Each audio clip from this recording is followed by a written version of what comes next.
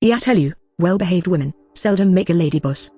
Take Jeanne De Clisson, the child bride, turned badass pirate queen who burned down the French monarchy. Born in 1300 to a minor noble family, she was sent off to marry a Breton nobleman when she turned 12 years old.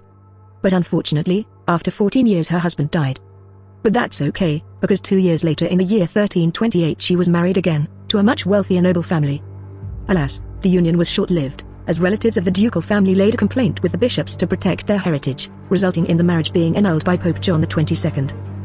But that's okay, because when she turns 30, she marries again to another wealthy noble widower, holding a castle at Clisson, a manor house in Nantes, and lands at Blaine.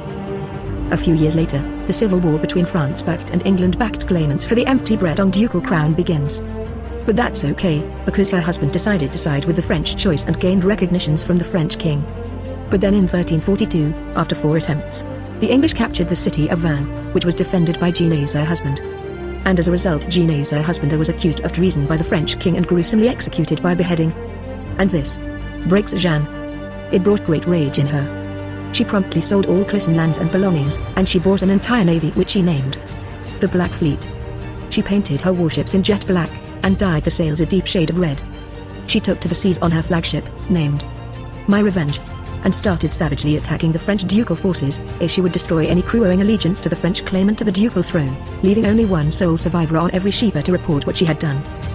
This crippled the Duke's forces, and slowly but surely the English-backed claimant began to win the civil war, but this wasn't enough. Her quest for revenge, hunting down the French ships and ransacking French coastal towns, continued passionately for 13 years even after King Philip VI died in 1350. This earned Jeanne the nickname the Lioness of Brittany. In 1346 during the Battle of Crécy, in northern France, Jeanne used her ships to supply the English forces, which dealt a devastating blow to the French king. Despite being a wanted pirate in perhaps the easiest fleet of ships to recognize on a sunny day, Clisson was never caught. And she did all these pirating business while raising her children by her side. In 1356 the Lioness of Brittany finally retires.